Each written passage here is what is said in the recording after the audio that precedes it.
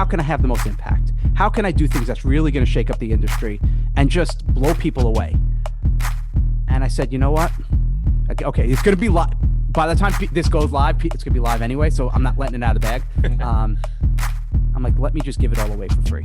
Oh, wow. Rad. That, and it just, the minute I said that, I felt my body like, yeah.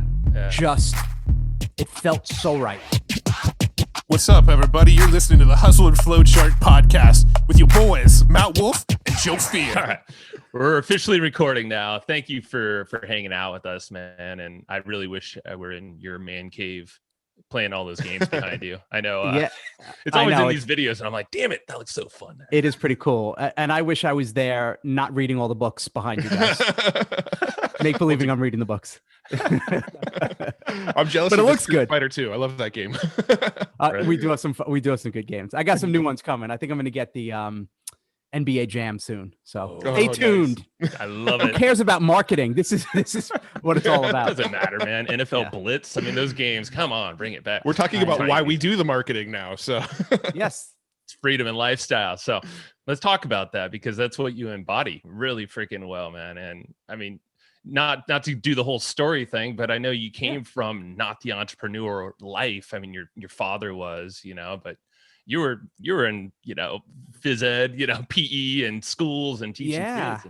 I was definitely, I didn't think I'd be an entrepreneur. My first job out of college, I was believe it or not, a lot of people don't even know this is a profession. I was a certified therapeutic recreational specialist. So my college degree was in recreational therapy. So essentially like a play therapist. So I spent 6 years working in a children's hospital. And I worked from 2 to 10 at night, from 2 p.m. to 10. And we took over when all the therapists left and teachers, and we would just do sports and activities. And I taught them wheelchair basketball. I took them I did adapted aquatics. And then I became a phys ed teacher after that. But on the side is when I started building my own business. So I did have a little of the entrepreneurial hustle. I was training young athletes. I learned the value of niching down back then, because I was the only one who said, hey, I specialize in training young athletes. So I would train them in the mornings or during a break. It was, I kind of fell into this accidentally, I was writing articles. This was 1998. So really early in the game. There was no YouTube. You couldn't do you could barely do pictures because it would take, everyone's on dial-up. So I just had a little website built that was just articles about training for athletes. And I wrote, because I was I was a sprinter in college at track. So I wrote about speed, increasing your 40 and power training. And it just took off. I started getting emails from people all over the world. And then I started selling training equipment, like drop shipping. Started doing training programs. People were like, could you design a program for me? I said, sure. And actually then hired someone who he's a pretty well-known marketer now. His name's Craig Ballantyne. Oh yeah, we've had him on the show here. Yeah, but he was finishing up college, and he's a fitness guy, and I would pay him like $30 and he would help design programs for people. Nice. And that was kind of the whole start of it. That's where the journey began. I remember, he kind of had the physical space and got called into marketing, or at least teaching his productivity. But for you, it's like all these calls, it seems like, it's like, hey, tell me how to do this. I know online marketing for you is kind of that way as well. Right. Yeah. I never thought I would teach marketing. I came on talking about sports and fitness and health. That was my thing. And then I went to night school and I have a master's in exercise physiology. A lot of people don't realize that. So I love training. So that's all I talked about for the first couple of years. But then fitness professionals started coming online and saying, oh my God, like I would dominate the search engines back then. Google was just getting started. So it was like Excite and Lycos and Alta Vista. Oh baby, come on. Lycos. That's before you guys had beards. That's true. Yeah. So, you type in sports training or basketball training. I was number one. And they would start to ask me, well, how are you doing this? How are you making money online? And can you teach me? I'm like, sure. Here. And that's where it all started to happen. Then I created a membership site just for fitness professionals, teaching them this kind of new online marketing world, in addition to my other membership site for sports training. So that's where the ball started rolling. And for years, I've had my toe in both waters. Health, I started a couple of supplement companies and health membership sites. and the teaching of it, and teaching marketing, mostly to fitness pros at the beginning, and now everyone. So it's kind of like the best of both worlds. And it's funny as an entrepreneur, you just never know where this stuff's going to take you, right? Like we all have this idea. This is where I'm going to start, and this is where I'm going to go. Throw all that crap out the window. It doesn't. Yeah. Did you ever have did you feel like you had it figured out, or did you just get slapped enough around where you're like, okay, I guess I just got to go with the flow and see where this takes me? I'll tell you, I'm always, Joe, I interviewed you for Freedym recently. I still don't have it figured. Like we still don't know, right? You don't know what you don't know. You think you have this idea or the wisdom to do this or this product or this model, and things happen. All right. You could do, like right now we have with my nutrition company, Rewind, it's doing really well. And we're spending a lot of money on ads. We're spending, over $100,000 a month just on Facebook, which is great. Yeah. But what if it stops working tomorrow? Like, what are the other iOS 14? Yeah. It's like, oh, what if that shakes? Right. Like you don't know. What if all of a sudden there's a competitor or something happens with the product supply or the memberships? There's so much unknown. And everyone says, well, what's the trait for an entrepreneur? What do you have to have? Is it smarts? Is it this? Is it that? Man, it's resilience. It really is. And that's one thing that kind of annoys me about a lot of the people who quote unquote teach marketing. And by the way, not you guys. I've been watching what you guys are doing when you came onto my radar. And I love, we follow the same philosophy. Like, give me the tactics. Like, show me the stuff. Don't hide it. Don't give me the razzmatazz and these, 2-hour friggin' BS webinars. Just tell me what to do. Which is why I resonate with you guys. I really like that. But so many marketers, what they do is I know why they do it, because it converts better. They want to tell you how easy it is. Here's the easy way to do this. Oh, set up a membership site. Oh, you're good at you're a children's clown. Set up a membership site. Teach people how to juggle.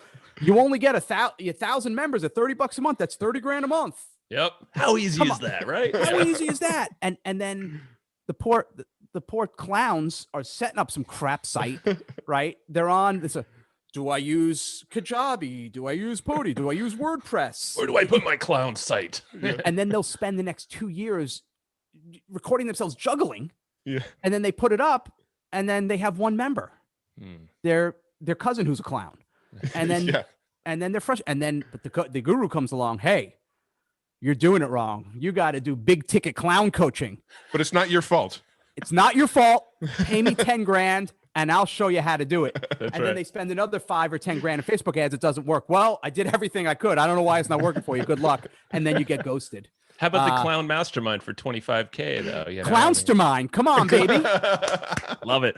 Branding 101. BYOM. Bring your own makeup. You're good. Yeah. You're on fire. So it's it is kind of like a little bit of a show game. So I just tell people the truth. And I know some people don't like that, but I'm like, and I'll even say if they want to do a membership site, I'll say, okay, great. However, do you have a tribe? Do you have a list? Do you have a way to market them? What's your strategy? How are you going to differentiate from the other clown membership sites? Do you have money to market? Because it's going to cost money. Like all that stuff. I say, you know what you're better off doing? Why don't you just take all this information you're going to do and let's put it into a one-time course. Let's sell it for $20. Go to your friends and say, hey, I put this all together. It's the ultimate clown party business plan. It's $20. Do you want it? And let's see if you could sell 20, 30, 50, 100 of them. Get a pulse, start building a list, start building relationships. Now, all of a sudden, you're getting some traction. Now, maybe I could open a membership on the back end. But I think yes, it's a longer play. And no, you don't get the quote unquote recurring revenue immediately, but it's a really good way to test the market and just to see if there's an input, because your friends are going to tell you it's the greatest idea. Your friends who have no clue about marketing. Oh, you want to do a clown membership? It's the greatest thing. I join. No, you wouldn't. No, you're a clown and you wouldn't join. Yeah. Well, you can even take a step even further back and say, take some of this content and put it on a blog or a podcast or a YouTube channel completely for free. Because if you can't get anybody to watch that stuff for free, who's going to even pay you $20? Yeah, no, it's a good point. I mean, you could definitely do that. You could do both. You could put it for free and try to sell it. Like I like to try to go for the sale quickly too, just to see if anyone will take out their credit card.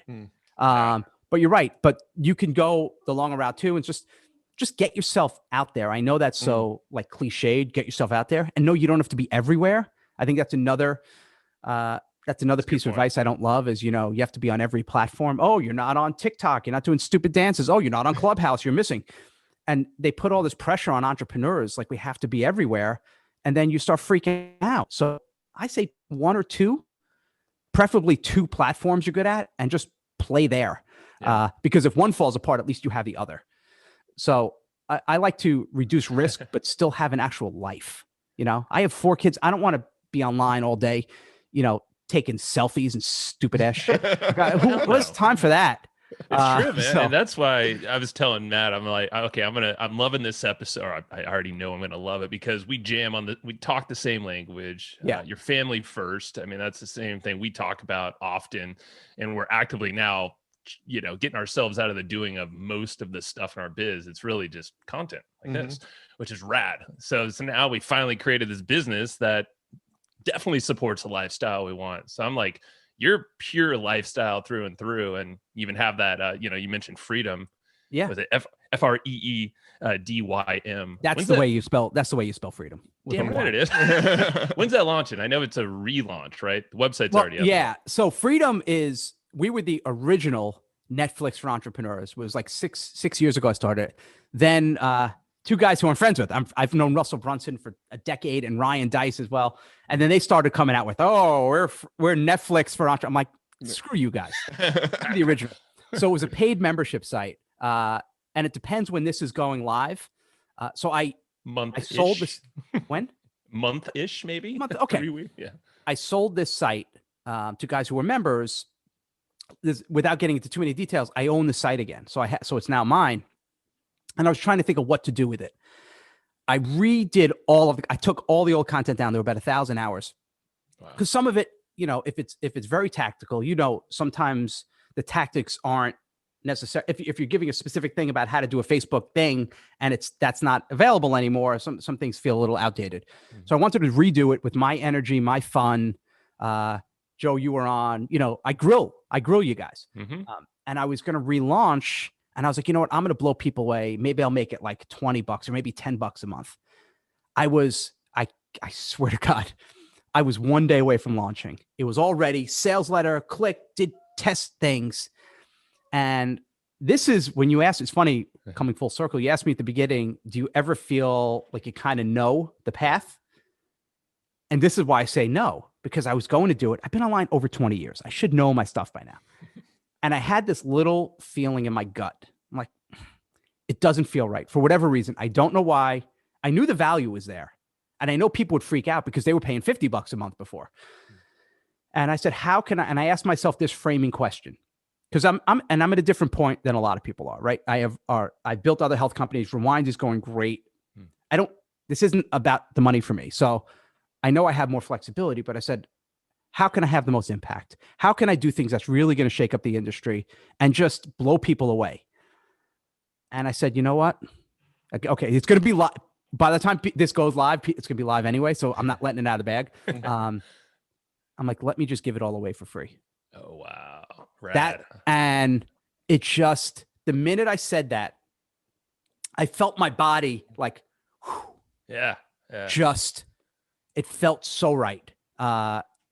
It's when you do a membership site, a content based, there's really not a lot of costs involved. There's just not, right? Especially if you're doing a lot of Zoom stuff or your own recordings. Unless you're hiring Spielberg to direct with like cranes, sure. It's not a huge cost. So I'm like, it's not a big cost. I can do it. I know I'm going to impact lives. And that was the idea. Like, I'm just going to give it, it's going to be Netflix. We're going to update it almost every single day. I love doing these interviews. I love doing trainings and meeting new entrepreneurs, and it's free. Yeah. How am I going to make money from it? I have a couple of ideas down the road. I'm not worried about it now. I'm under no pressure. So I'm going to take my time. I would love to build it to 1 million people. I think I can. So that's it.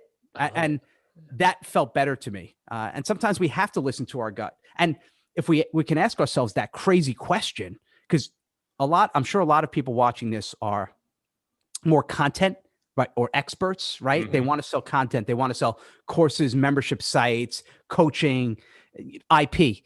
Yeah. So I ask everyone watching this, what happens? Like if you flip it and say, what if I have to give this all away? Everything, every single thing. And what if I'm not allowed to make any money for the next 6 weeks? How does that change my business? And what happens is all of a sudden you're like, you feel open. You're like, oh my God. And your feeling goes from, instead of saying, well, I'm not going to say this because I want to sell this and this is on the back end, to here I am. I'm here to help. I'm here to serve. And you will be shocked by how it attracts people. So it's just, and I'm not saying that obviously you want to make money, right? Somehow. On the back end though. I mean, right. It's a longer game. But if you look at, like, if I say to you, who are some of the biggest names in teaching marketing? And I'm not even talking like quote unquote internet marketers like Russell or even Dice. You'd probably say people, the most well-known, that they're not household names, but the closest thing to in our world, maybe it's Gary Vaynerchuk, or maybe Tim Ferriss, right? Possibly even Grant Cardone. Everybody has their own flavor. It's all good. Right. Not mine, but hey, I don't judge. Right? I don't judge. But I know Gary personally, and I know Tim personally, but they pretty much give their stuff away. Like, it'd be really against brand if all of a sudden Vaynerchuk does I have a course on how to get your Insta following up. It's $997. You'd be like, what? Who's this? Or Tim, same thing. It wouldn't feel right.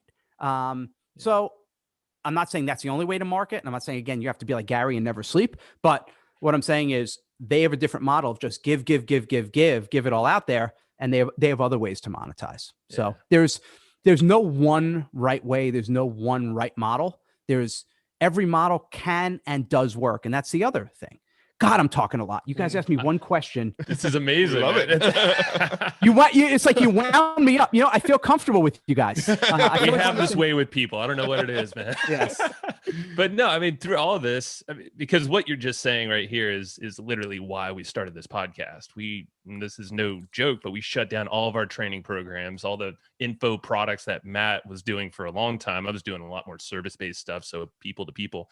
And we just decided, you know what? Affiliate marketing was covering pretty much all the revenue we needed at the time. So we're like, let's just give everything away for free and see what happens. And we wanted to grow a bigger brand, get a bigger community around us, grow the email list. So because we were confident, like you said, something's going to develop later, but give it space, give it time. And opening the floodgates, really, it felt like we just kind of gave ourselves this release of, we got to scale these. We got to sell, like, do we? Nah, we don't. So we cut all those ties. And then this podcast 4 years later, we're like, holy crap, it's the best thing we've ever done.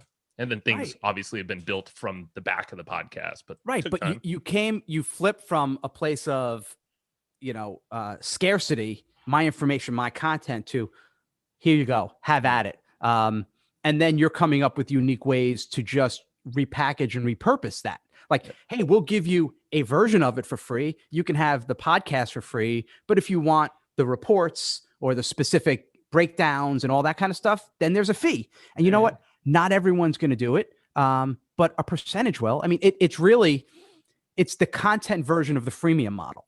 Pretty much. Yeah. Like software, where you come in, where there's different ways to do freemium software, but one would be everyone gets the basic free software, right? Like maybe there's TurboTax or something, and you can file federal, but if you want to file state, there's a little extra fee. And, depending on numbers, depending on revenues and pricing, you might make a lot of money having 5% of the people take that, or 10%. But by opening everything up, instead of attracting 1,000 people, you could attract hundreds of thousands or millions of people. So how are you doing this for Rewind then? Because you can't really do a total freemium model with an e-commerce brand, Right. Like to grow that brand. I'm kind of curious how you get your story out there, you grow that community. Well, just to clarify, before you do, can you tell us what Rewind is, just point. for anybody listening? Because I don't think we brought it up yet. Here you go. I don't know if people could see. So these are, this is my health company. I started it about 3 years ago. I was a fitness guy. Yep. I'll just tell I hate talking about myself, but I'll tell this little quick story. I'll give you context. I became a business guru, right? I was traveling, eating too much, We had just had our fourth kid. This was over 10 years ago. Then my mom passed away from cancer at 63. And something happened with our supplement company. All of a sudden we went to like millions of dollars in debt. Everything fell apart essentially. Yeah. Stress, eating. I gained about 40 pounds. I started having pain in my joints where I couldn't walk. And I was diagnosed with an autoimmune disorder called psoriatic arthritis. And it took a few years to really get it dialed in, but I didn't want to go on drugs. They wanted to put me on chemo. I said, hell no. Wow. And I just focused on simplicity, and I got back into the health world. And Rewind was my way to start a company that had products that were anti-inflammatory, but most nutrition. So the reason I think there's a few reasons I think Rewind is working. Number one, we have the best tasting greens on the in the world. So whatever you sell, whether it's e-commerce stuff or it's information, be really, really good, right? Don't just slap together transcripts and say it's $47. That's lazy, right? The product better be rock solid. Yeah. Be good. Instead of saying what's the least amount of work I can do for a $97 a month membership, ask how can I give so much so they're paying $97. They are not only happy, they're going to tell everyone they know about it. That's the shift. So the product's got to be good. And then I said, okay, well, I want to start this nutrition company because I couldn't find anything good to eat or drink. So I'm like, well, started thinking about my personality and what makes me different. And I'm like, I want to have fun because every other company, especially greens companies, man, they are so serious. Here are the 9 greens you must take. And, I live in a hyperbolic chamber and I get IV drips. I have this perfect kitchen with all of my veggies spread out. And you're like, no, you don't. You want to puke. I was listening to one guy. I'm not going to say his name. I was listening to a podcast interview. I want to see what he did with his company. Sure. And he's of course a single guy. He spends $4,000 a day in a hyperbolic chamber and gets IV drips and has a personal chef mailing stuff and massage every day. I'm like, dude, I got 4 kids. I don't have time for that crap. Yeah, let's look at the audience. Like, what's reality? That's not real. That's not real. So I want to just have a real company. I couldn't out organic them. Or I couldn't out science them. Broccoli in a green drink is broccoli. Like it's broccoli. Yeah. But so if you ask yourself, how can you be different? How could you tap into what makes you unique and special? And mine was like fun and my insane knowledge of like 80s pop culture. Because I was born in 72. So I was a teen through the 80s. Yeah. And all I did was watch movies, like movies, TV shows, music, my record collection. I've always loved it. And I'm like, well, Rewind. And I came up with the name Rewind because it was about rewinding the years because I lost all that weight. I reversed my autoimmune. I don't have any pain anymore. And I'm back to the same weight and pant size I was in high school. So I'm like, well, it's like rewinding the years, but rewind also has that double meaning of rewinding a VHS tape or, a boom box. If you guys remember those. Of course. And then I just kind of played into that. It's my buddy, Michael Fishman says, for me, it's almost like the wallpaper. It's not the only thing. Like we don't overdo it, but we want to have this sense of fun and play, and you can eat and you could work out and you could still have fun doing it. So I think that's what makes us different and unique and special on a business tactical thing. Cause I know you guys love tactics. How does this play into what you guys do? So now I'm going to put you guys on the hot seat. Please Ready, Joe, do. Matt? Okay. Each of you, let's start with you, Matt. Give me something you like, some kind of hobby or is there a band, something that doesn't, and don't say reading books and marketing. That's what do you like to do? It's a hobby. Maybe no one even knows about this, or it's a band you're a fan of, or like something. Give me something you like. I do jigsaw puzzles. Cool. See, Joe, did you know that about him? I did. He doesn't speak about it much. First time publicly right here. Does everyone on your list know about that? Unlikely. No. No. Okay. Joe, you had time to think about this. Give me something that you like. I like getting outside. So riding my bike, running around, doing stuff like that. Yeah. So I challenge everyone, can you think of things that are not directly related to your product or company, but still make you human and fun and different and unique and something you're passionate about? So Matt, jigsaw puzzle, perfect example. Like you can talk about jigsaw puzzles. You should have a picture, you should be able to work some of that theme into your emails, which by the way, talk about a layup, jigsaw puzzle and putting together a business. And say, hey, and Matt, because we never met before. Do you have any kids? I do. I have 2. Yep. And how old are they? 8 and 6. Okay, so they can do jigsaw puzzles, maybe a little bigger pieces. You know, they're not doing the 10,000 piece, but you could talk about, oh, the other night we were playing jigsaw puzzles with my kids. Like now you could start to bring it in. And Joe, same thing with you with the bike. Hey, I just got off the bike today and I saw this bike ride. You don't have to make your business about that, but you could work it in to make you more human. And what you'll find is that people might not be passionate about biking or passionate about jigsaw puzzles, because who the hell's passionate about jigsaw puzzles? But people are attracted to people who have a passion. So people might be like, you know what, Ryan, maybe I'm not like a big 80s fan, or maybe they're more millennials and they were born in like 89. They don't remember Michael Jackson moonwalking on the Motown special. They don't even know who Wham is. I mean, come on. But they can they know how passionate I am, and they get excited when I get excited. So, but what it does on a psychological level, and Jonah Berger calls these triggers, if you do this enough subtly, people start to associate these unrelated things to your business. So Joe and Matt, if you talk about jigsaw puzzles, not every day, not all the time, but enough, when people see a jigsaw puzzle or they see it online or they see it, they'll automatically think of you and think of your business. When I get tagged every single day with 80s stuff. Every day. Oh my God, I saw this new song by, Billy Idol, or did you see, Stranger Things? Every day, all day, I'm getting tagged, which is cool, which means they're thinking of me, they're thinking of Rewind. I did the same thing when I originally started Freedym. Every day I'd start off the email, hey, it's Ryan, and I'm sitting here at Starbucks writing, because that's what I would do. I'd work from a coffee shop and write my emails, to the point where I would get tagged and they'd say, hey, I'm at Starbucks, the Freedym lifestyle.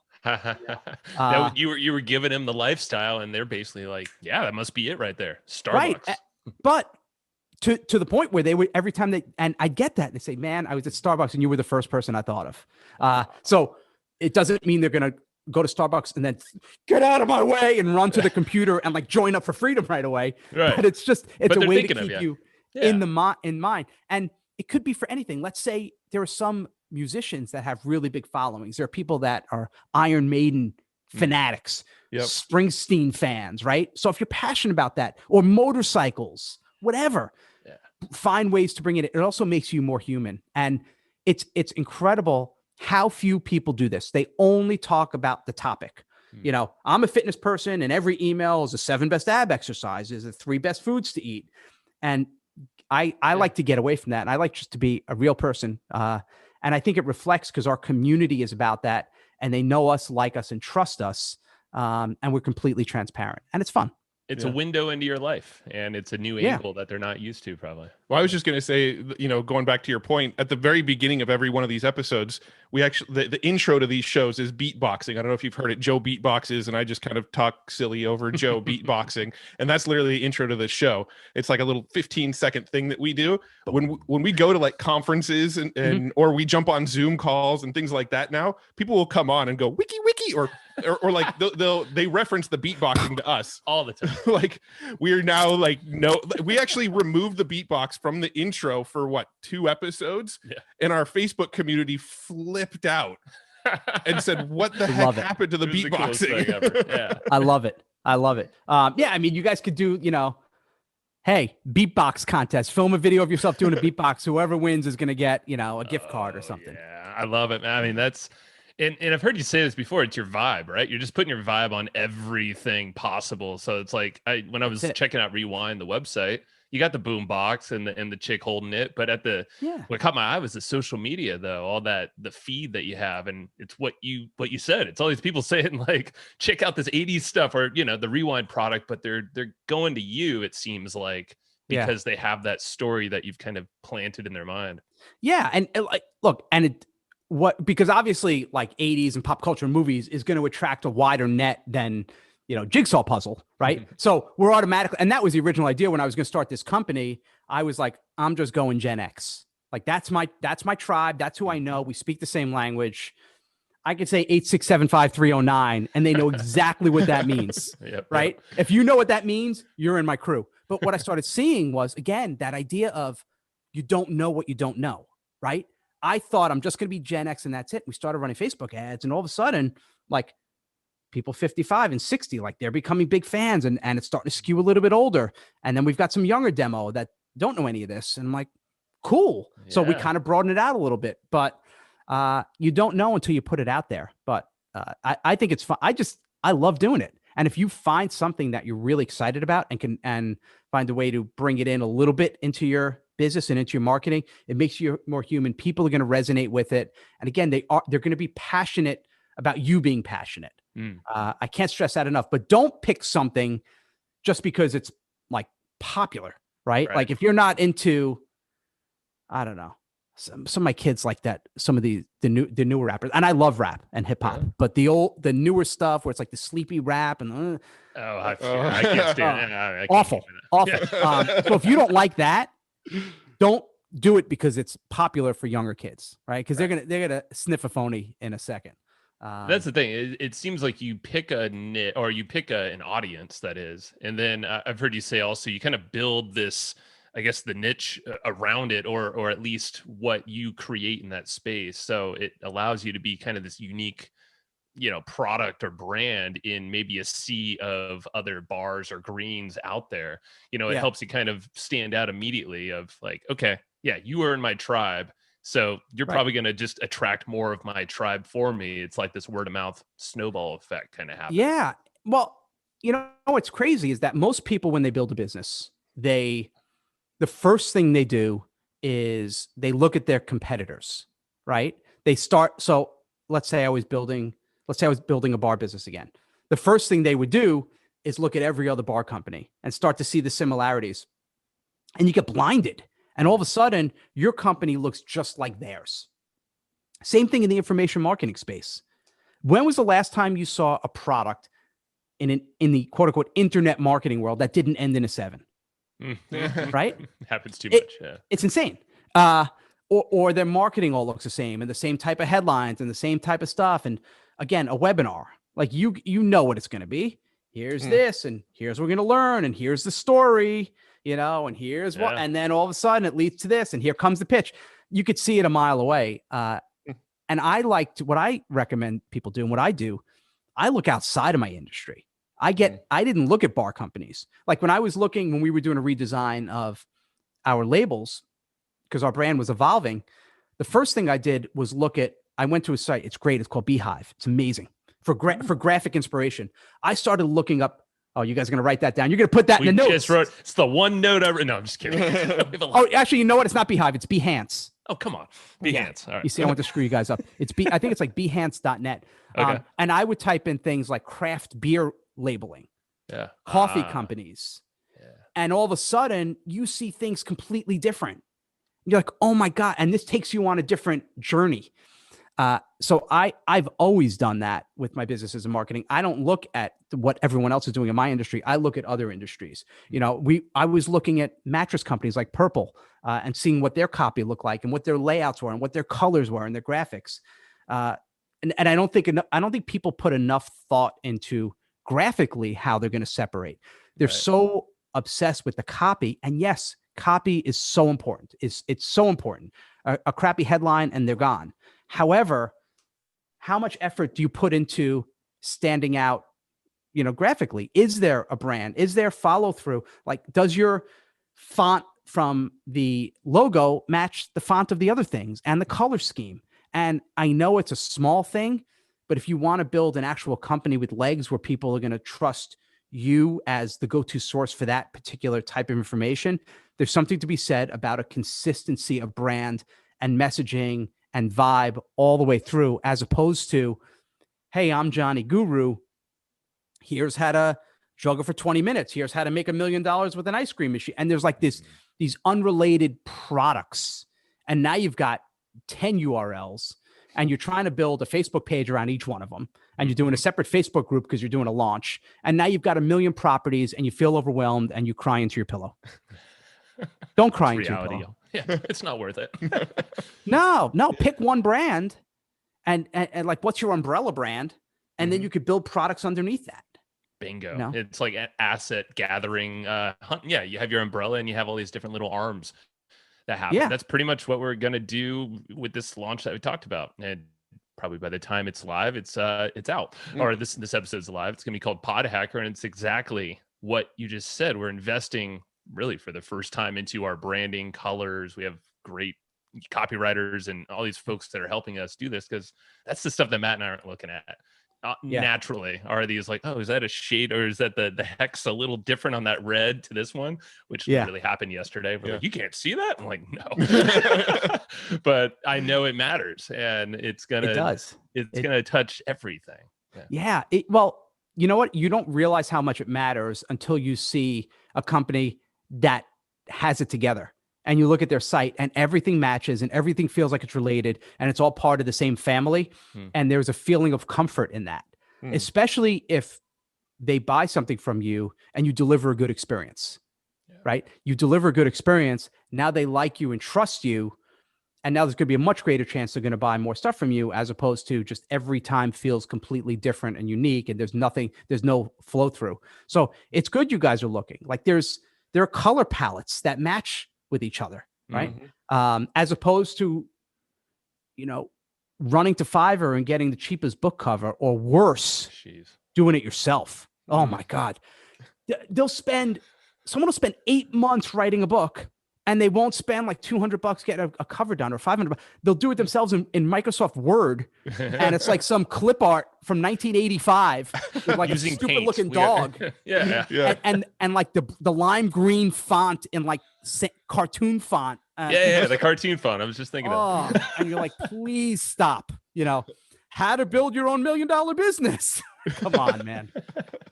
From somebody who won't spend $200 on a book cover. Right. Yeah. Oh God. Don't get me started. No, it's true. I mean, I'm happy you brought this up. We just had Dan Norris on the podcast recently, and he was talking about how he's using a lot of branding to, he built WP Curve and launched that, and, sold it, all based off of a lot of what you're saying. The branding, he's doing that in the craft beer space too. I'm like, so this stuff translates all over the place. You're doing the same thing here online, of course. Now you have e-com stuff as well. That's been cooking for a while. Yeah. I mean, it's just so cool when you start to think of, there's other stuff as us marketers we're not really thinking about a lot of times. We might be all obsessed with copy on, copywriting or Facebook ads, slapping together creatives that we think are going to catch attention, but maybe we're not thinking of the full brand and what the umbrella, feel is when someone enters our ecosystem. Yeah, no, you're right. And most don't. We think very short term. We think immediate return. We think, what was our ROAS on that Facebook ad? And they're not thinking longer term. I'm not saying that stuff isn't important. We look at our numbers every day. Absolutely. But what we also look at, especially with the e-commerce company, is the customers. How many are return customers? Right. Whereas I'm guessing most companies would be, 95% new, 5% returning. Get it to 50-50, like all the profits in the back end, it's with returning customers. We don't put enough thought into it. I'm not saying that has to be the only thing, because it's funny, there's the extremes, right? There are some that are like Madison Avenue branding, and it's all it is. It's so fluffy. There's no bite. And then there's the opposite, where it's all old school, Gary Halbert, Dan Kennedy, the uglier the better. Right? Where I think you thread the middle. Yeah. You combine the branding and the vibe with the direct marketing sensibility, and you bring it together. Then it's like unbeatable. Like even though we focus a lot on our brand rewind, like I think our copy, I write all the copy, but I think it's, maybe because I wrote it, I think it's pretty good. And we convert really high. Not hypey, right? And that's the other thing. Like Facebook, Google, they don't want hype. They don't want you to make people feel bad. They want their customers to have a good user experience. So they want companies that are going to lift people up. So stop trying to twist the knife so much, and maybe start pulling the knife out. Yeah, let's remove the weapon, huh? Yeah. Stop. And one thing drives me crazy that I've known Ryan for a long time. I know Perry Belcher too. He's a funny guy. But they came up with their term years ago called tripwire. And from the minute I heard that, I hated it. It has such a negative connotation. Like, the first experience you're going to have is you're trying to kill someone and maim them and blow them up. Now, I know that's an exaggeration, but that's what it is. Oh, it's a tripwire. It explodes. And Kevin Rogers, one of my buddies, we were talking years ago. We said, let's come up with a new name. And he, right away, he said, let's call it a welcome mat. Ooh, yes. And I'm like, heard that used. Yeah. Ooh. So we've been saying that for years. And when I was coaching someone, I'll never forget this, years ago, this holistic MD, like great practice, successful, doing all this great stuff. He's like, yes, Ryan. And what I'd like to do is set up the tripwire. I basically screamed at him. I said, Doc, you say it again, I'm hanging up on you. I will not work with you. You're a doctor. You heal people. You help them live. You're talking about tripwires? He's like, oh, I never thought of it like that. So no tripwires. Welcome, mats, my friend. Welcome. I like that. Welcome, mats. Yeah. How about when it comes, language matters. It does. Absolutely. Yeah. Well, that was actually, it's funny enough you said that, because with communities, and when you're building a community or a tribe, are there things that you pay attention to? I know we've talked about, naming a community before being super powerful because, it puts you part of the tribe. But when it comes to language and maybe specifics, like, I guess I was actually going to ask about naming your community and maybe some of the things that you do in the community to harness engagement and really keep people around you. Right. Well, that's the first thing, is coming up with a name for your community. Just like I look at it as like you're a band. I love music, so I love using music analogies. But think about bands, right? What do bands do? A popular band has a name for their fans. Kiss, the Kiss Army. Right. You can go pop. Justin Bieber, the Beliebers. Deadheads. You want to go? You want to go? Which one? Deadheads. What did you say? Something about Gaga? Gaga. What she has? What, Little Monsters? Little Monsters. Right. Yeah. So look, you want to go American Idol? We'll go Claymates. Clay Aiken. That's right. I know, Joe, you're a huge Clay Aiken fan. Big time, bro. You went to his concert a few times. Little meet and greet. Okay, cool. Fine. I don't judge. Tell everybody, man. You're I don't creeping on my judge. Facebook too hard. I actually like it. I like all music, but that's the first thing, is to try to think of the name. So for Rewind, I call them, and they're starting to call themselves the Rewinders. Right. And you said your new brand's going to be Pod Hack. What was it? Pod Hacker. Yeah. I mean, right there, that's what they are. Hey, Pod Hackers. Yeah, it's in the name. Yeah. Instead of hi customers. So that's the first thing, is making them feel like they're part of a tribe. And then in your tribe, so if we're talking, let's say specifically a Facebook group, what I've learned about leadership over the years for a long time, and I was captain of my high school and college track team and won the leadership award in college for my department. I'm not saying that to brag, but I kind of step up as a leader in the roles I take. And I think the number one reason why people will follow, it comes down to one word, and it's integrity, right? They have to know they can trust you. And as marketers, sometimes we don't always do the best job of that. We're so concerned with making a sale and using hyperbole and trying to exaggerate things that people don't really believe you and trust you. So it's about leading with integrity and knowing on the email list, in the Facebook group, they have to know you have their back. They've got to know that. So if you guys, I know you guys are a heavy affiliate model, heavy affiliate driven, you have to know that they're good programs, right? And knowing you guys, you wouldn't promote something if it's a crappy product, even if it's the best commission in the world. They could say, we'll give you 95% commission. If it's a crap product, you wouldn't promote it, which is why they're going to stick around. But not everyone does that. They only care about the commissions. What's my EPC and how much money am I going to make? And they don't care. And then they're the ones who always have the churn and burn issue. Like, oh, dude, I don't understand. I'm losing all my subscribers. And I launched a membership site. No one bought it because they don't trust you. So they have to know you have their back. And people, when they come into our Facebook group, they know I have their back and they know I'm going to protect them. So we say, we have rules like no spam, none of that crap. Our whole philosophy is be cool like the Fonz. Hopefully they get the Fonzie reference. Right? That's Hey, he was the greatest, Arthur Fonzarelli. No kidding, man. But we just try to keep it cool and no negative stuff. That's it. Like if we see people negative, complaining, political stuff, delete. And we explain why. We decline. Hey, we appreciate you being a part of the community, but we're not going down that path, and we're not going to say this. And that's it. And even today, I posted this morning in my group. I posted a picture of hands of all different colors and races all together. And I said, thank you for being here. Thank you for putting your trust in us. And we're here together in this crazy thing called life. So let's just continue to support each other, have fun. And so many comments. Oh my God, we love this community. Thanks for a safe space. Thanks for positivity and enthusiasm. Nice. But we don't do that enough. And showing being humble, being a humble leader, a humble servant, right? Showing humility, not just about you in front of your fancy cars and house. And that's cool if you got it. But if it's only about doing that and you're making people feel bad and there's no takeaway for them, then they start to almost resent you. So just be there and serve and be thankful. Little things too, like showing appreciation for your team in the group. Yeah. I do that all the time, every couple of weeks. Yeah. I'll show, hey, this is our team. This is our fulfillment team. This is Ingrid and Osmanda, and I'll tag them and thank you so much. You guys are the best. I couldn't do this without you. You know, people say, oh, Ryan, thank you for doing this. I'm like, it's not me, it's my team.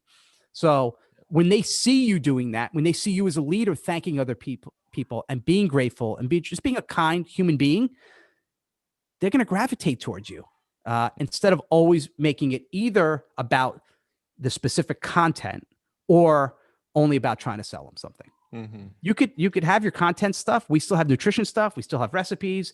We have some workout stuff. Yes, we'll do promos and stuff in there, but a lot of it is just other conversation and it's fun stuff. It's on brand with us. Hey, we're making an 80s mixtape. Add in one of your favorite songs below. Little things like that have nothing to do with greens, but it's fun. Yeah.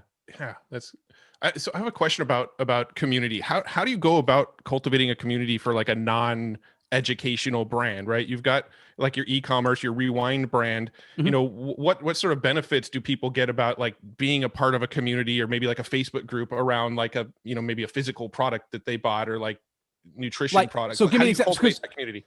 Because Rewind is a physical product. Is that what you mean? Like, how did I do it about Rewind? Like, let's say you were creating like a Facebook group for customers of Rewind, right? So which is what it is. Yeah. So you've got the Facebook group and Rewind is the physical product, right? Yeah. Yep. So what benefit do people get by being in a community around like a physical product? You know, because we have like a content brand where we're putting out a lot of content. So people join the community because they want to constantly get fed the content that we teach. So in like if somebody's already kind of sold on your product and they're getting your product and using your product, where does the community element sort of fit into that mix? Well, there still would be, in most cases, there still would be content around the product. So for example, our product are greens. The natural educational content would be nutrition. And health, because they're taking the product because they want to get healthy. If it was a product that was something about, I don't know, some type of like maybe your product was e-commerce for motorcycle parts, what would you do? Now it could be about the motorcycle community, right? Hey, it's all about being on the bike. You're not going to have a whole group around a Phillips head screwdriver. But Gotcha. If it's around the motorcycle and the lifestyle, then hey, show me a picture of you on your bike. Oh, we're going on a ride today. Oh, did you see that new path that opened up? Oh, what do you think of the helmet laws? Oh, did you see this cool motorcycle jacket? Who's seen Easy Rider? You know, there's so much stuff you can talk about with pretty much anything. If you e-commerce company that does microphones and podcasting kits, you could do it about publishing and podcasting. There's very few I don't think you could do it about. You know, would it be trickier to do it around a furniture company? Probably, unless it's more about like family, right? The way I'm kind of thinking about it, because it's an interesting question. It's kind of weird to think about it. It's like, okay, who wants to be in a community of a product specifically? But when it's the stories and it's this education, you can wrap around the thing. You know, it's like the thing is just the mechanism, like Rewind, the bars. It's just a tool to allow you to get healthier, but you build these recipes, the experiences, the community and things around it. People are like, oh shit, okay, cool, I could do that, or you know, I can buy this other one because it's going to help me do this. So it, you know, it's that bond that keeps them around, hovering around. And I think most e-commerce companies don't add that dimension to the product. They make it just about the product. It's how big is it? How many does it serve? Where is it manufactured? How fast is it shipped? And there's no humanity. There's no story. There's nothing. There's no bigger thing around. There's no movement. Behind the scenes, even, you know, it's like people love that stuff. Well, I think I'm just sort of jaded because I'll see like, you know, Facebook communities or Facebook pages around specific products, and then the group or the page, they're constantly just like, hey, 20% off today only, you know, and it's which is not the way to do it. What they're posting, and nobody pays attention. No. Ours is the absolute opposite. Our members post a lot more than I do, and they're posting look at the recipe I made, or look at this, or every day I'll ask a question that's more of a conversation starter that has nothing to do with Rewind. So for example, I said that 80s mixtape the other day, because we talk about nutrition and stuff, and I'm not preachy. Our philosophy is all about moderation. Like, I'm not saying you should never have a cookie for the rest of your life or a slice of pizza. Who the hell wants to live like that? Right. So we're all about moderation. So I said the other day, brownies, edge or middle. That was it. There's like hundreds of comments. Oh, totally edge, by the way. Oh yeah. Are you edge? 100%. Oh, totally. Yes. Oh, Crunchy. I'm man. middle. You like right that? I go right for the middle. But it's funny, like the kind of back and forth. But you see, it doesn't have to do with my greens, but it's still fun. It's different. It's like, if we went to a pod hacker event, right? Let's say a year from now, there's a big event, right? You guys have 1,000 people there. Mm-hmm. Dudes with beards. We're looking good. We're looking sharp. Hoodies, right? hats, beards. Beards. During the session, great. It's going to be about the training and the tactics, but in the hallways, it's not always going to be about that. Right. There's going to be other stuff. Oh man, did you see that show on Netflix? Oh, what are you doing? Oh, do you have any kids? Do you have any pets? Like, there's other conversation. We're still fleshed out human beings. So, I say get away from just being about a product or even about a piece of content and make it more about the human being as well. So I like doing that, and just as long as it doesn't feel forced and it feels natural. Yeah. So I think that's the perfect way to wrap it. Oh, we're just getting started. This is part one. All right, bro. Let's go. All right, let's move on to point two. What do you got for it? I think you asked me one question and I spoke for an hour. It's a chat, man. Yeah, no, I think it's at the end of the day, though, it's be a human, and I think a lot of us do forget about that because we're so close to the thing that the product or offer that we're launching, the thing that we think is the most valuable, which it might be, but there's life happening around the edges, and we're no different. We're freaking humans. So it's like, let's not forget that we have this tribe. I think that the analogy of a conference, our pod hacker conference, is a perfect one. Because in the hallways, you're chilling in the hallways with people that just seem like you. That's the community you're building online. It's just reflected in that way. Yeah. And I'll just say one more thing. I know you guys want to wrap this up because I know you like your takeaways too to put in your sheets.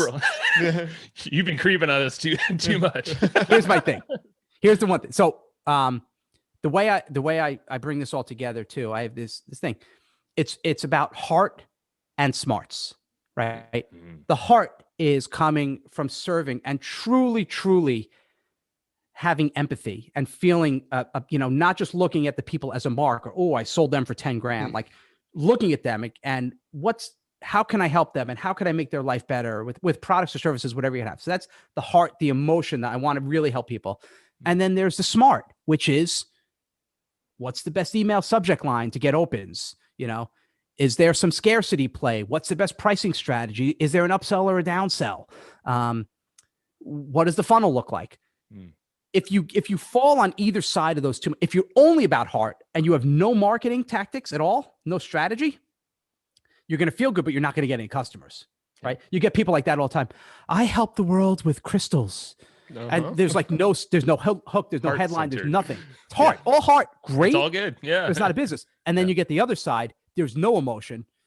And I think they're all sociopaths. They're just buy. And they're lunatics. And all they do is sell. I don't care what I'm selling as long as I'm going to make money. Bring it in the middle, have the heart come with that, have that anchor and that centeredness, and then add in the good marketing. And then you do that.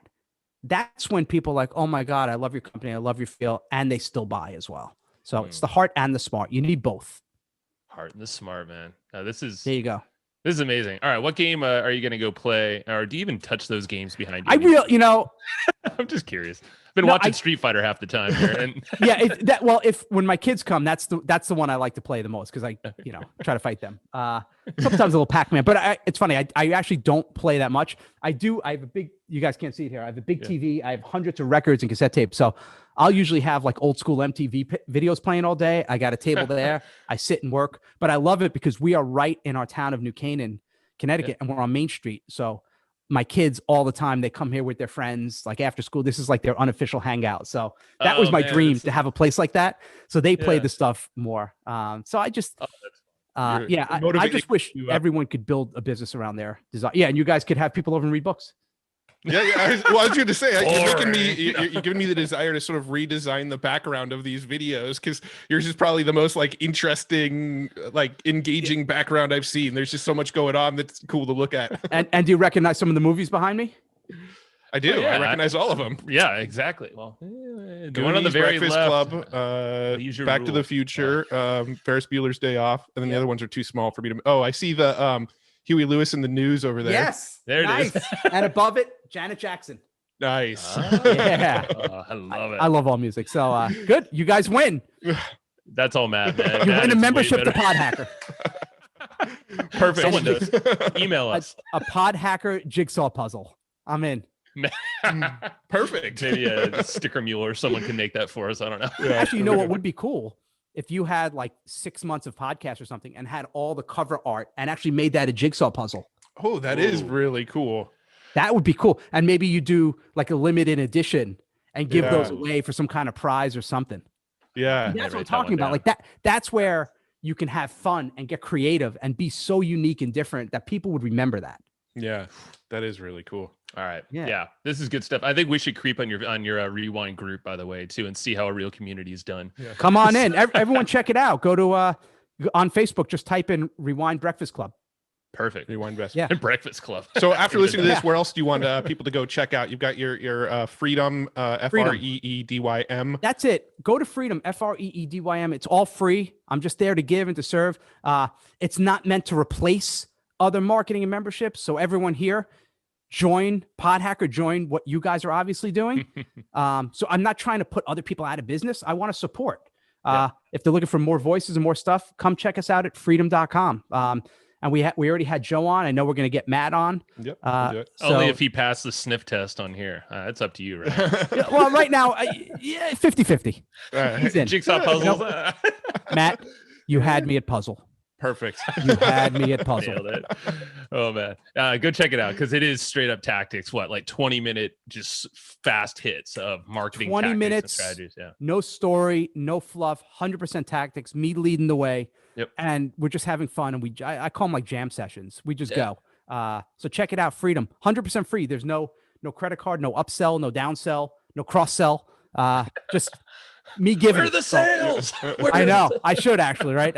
Yeah. One day, maybe. Monetization TBD on that one. I like Spoon with Ryan, 15 grand. Hey, you got to have some personalized offer there. That's the upsell. But I'm just Nice. having fun. And I really appreciate you guys having me on. This was great. Thank you, man. Yes, it's a Appreciate blast. it. We had a great time. All right, man. Take care. Thanks, guys.